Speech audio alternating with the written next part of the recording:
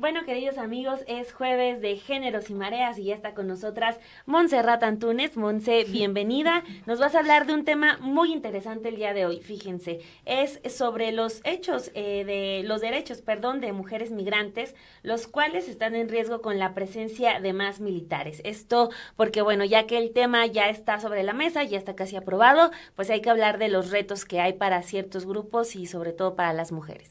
Sí, Dani Romy, gracias por el espacio. Y así es, pues hoy les voy a hablar sobre esto que está alertando las organizaciones sociales y las activistas de derechos humanos en el contexto pues de la reforma constitucional aprobada recientemente en el Senado, que como saben amplía la presencia de las Fuerzas Armadas en las calles como apoyo en la seguridad pública hasta 2028. Bueno, pues varias defensoras y organizaciones que acompañan a la población migrante en México han alertado sobre las afectaciones que esta decisión podría causar en las mujeres y niñas migrantes que llegan al país. Y en esta ocasión conversé con Ana Laura Delgadillo. Ella es directora de la Fundación de la Justicia y el Estado Democrático de Derecho, que es una organización que ha documentado los efectos de la militarización de la política migratoria en México. Esta fundación recuerda que desde julio de 2019, cuando el gobierno de Estados Unidos, encabezado por Donald Trump, amenazaba a México con el aumento de aranceles si no tomaba medidas para contener la migración, pues en esa ocasión el gobierno de López Obrador firmó con Trump una declaración conjunta donde México se comprometió a enviar a cerca de 6,000 integrantes de la Guardia Nacional para contener el flujo de migrantes.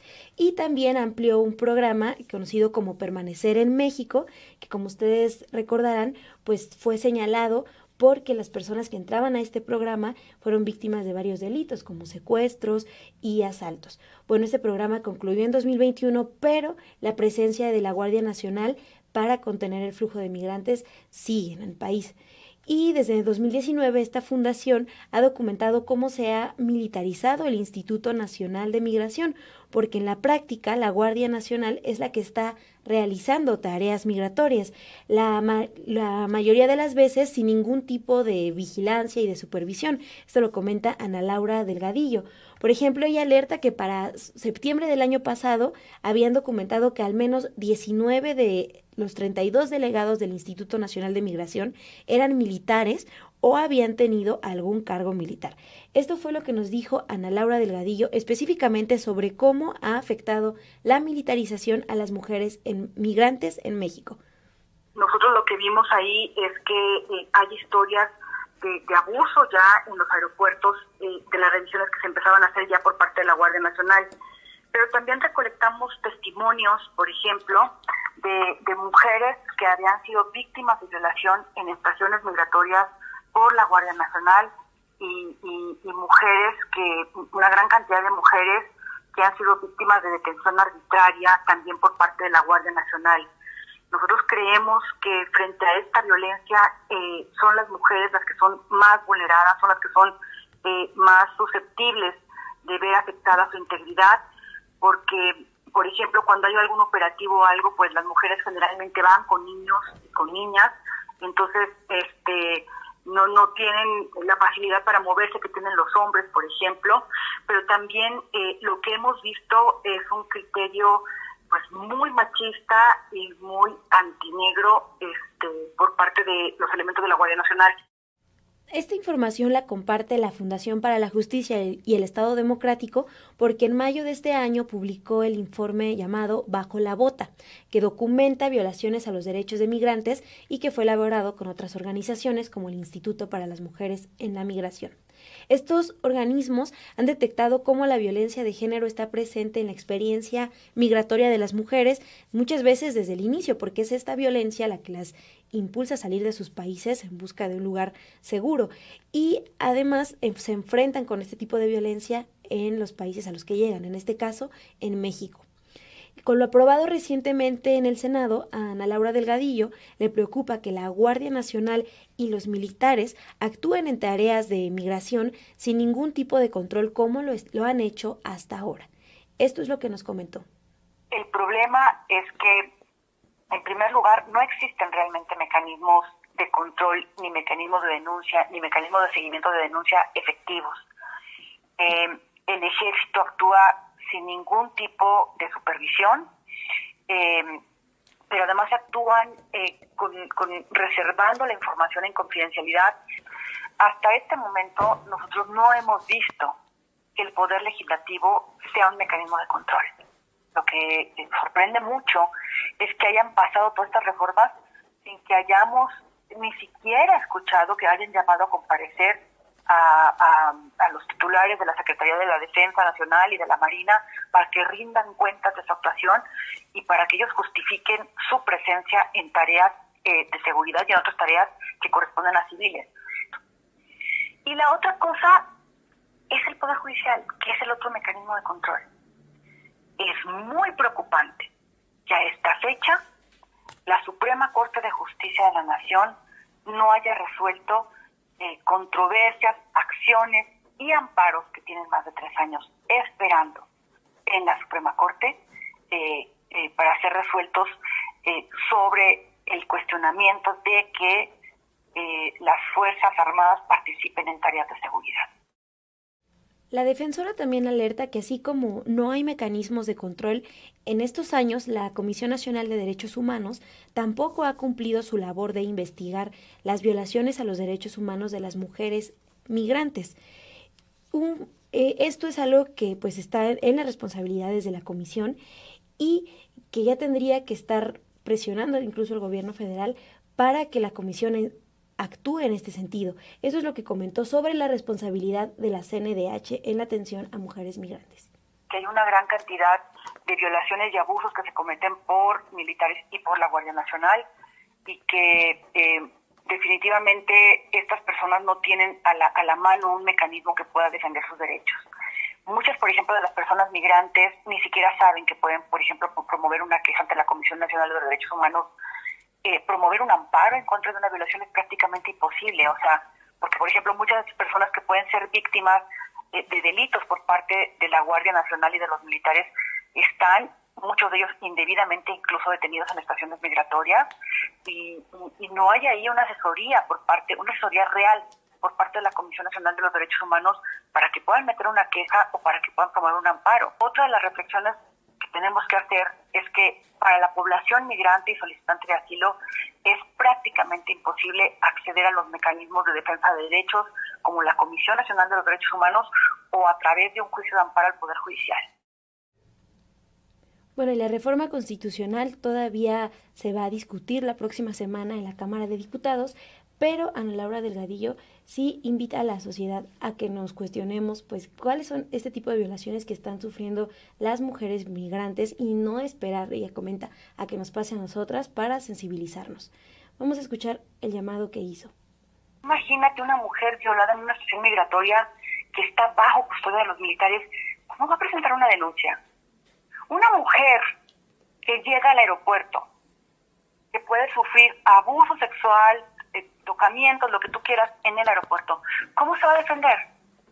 Si es una mujer que va a estar a merced de militares.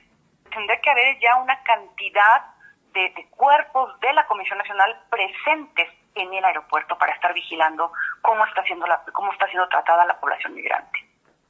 Y por todos lados anuncios de cuáles son los derechos que tienen las personas migrantes y solicitantes de asilo en México. No tenemos que esperar que nos pase a nosotros para solidarizarnos. Ya les está pasando a las poblaciones más vulneradas. Que no se nos olvide que también migramos. Y que no se nos olvide que también vamos a Estados Unidos a solicitar asilo.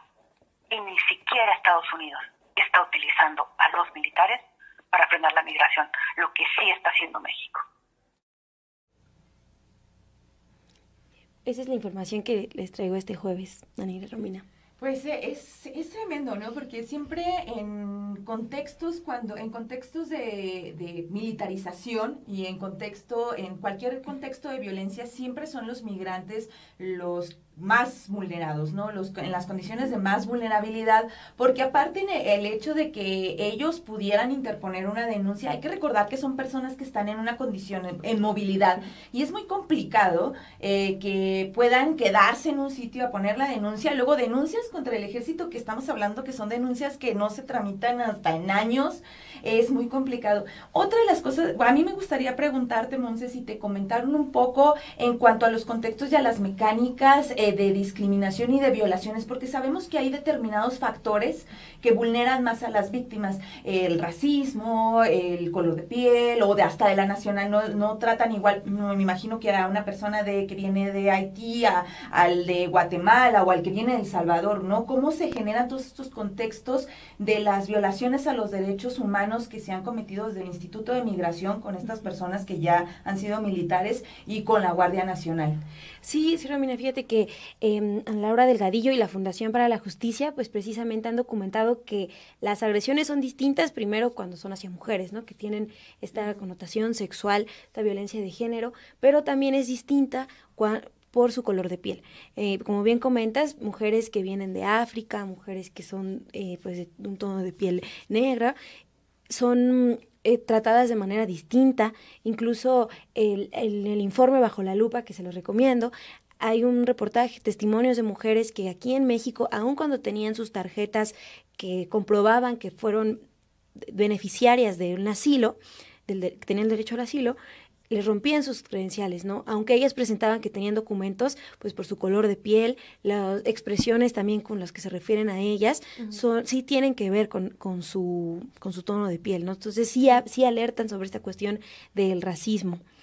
Sí, sin duda creo que para todos nos queda esa lección y ese recordatorio de que ya que estamos avanzando hacia esa nueva modalidad de seguridad pública en la que el ejército va a estar a cargo de esas tareas, pues mal haríamos en hacer caso omiso de estas denuncias. Entonces, ya las tenemos, hay estudios, hay informes, entonces hay que informarnos, hay que escuchar a quienes los han hecho para poder estar al tanto y alertas y exigir también cierto tipo de seguridad para que no se repitan esas cosas, para que no se haga algo normal, no se haga algo cotidiano estas distintas formas de violencia, que pues sí lo tenemos que aceptar. En esas formas de violencia incurre el ejército mexicano. Así es, Dani, y sobre todo esto que enfatizan, ¿no?, las organizaciones, que es exigir mecanismos de control, que el Instituto Nacional de Migración explique cómo va a atender justo estas problemáticas, a estas situaciones donde es el ejército quien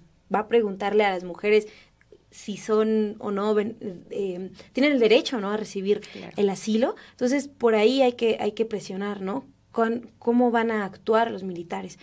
Los mecanismos de control, que es lo importante. Importantísimo. Sí, y luego, bueno, yo creo que a lo mejor si le tratamos de rescatar un poco lo bueno, digo, ya estamos ante un dictamen que evidentemente va a pasar en la Cámara. Aquí lo bueno sería es que si ya tenemos identificado que va a ser el ejército, exigir al ejército esos mecanismos de control, porque a mí me parece bastante grave que mencionabas que disfrazados del Instituto Nacional de Migración tenían perfiles ya militares. Y que es algo que ya se venía haciendo. El trabajo no va a cambiar mucho, pero quizá aquí tendríamos que rescatar que ya tenemos una cara fija y que sea eso, ¿no? Así es, Romina, y pues control para todos, ¿no? Para el ejército, para el Instituto Nacional de Migración y pues las autoridades involucradas. Montserrat Antúnez, muchísimas gracias por Géneros y Mareas de este jueves.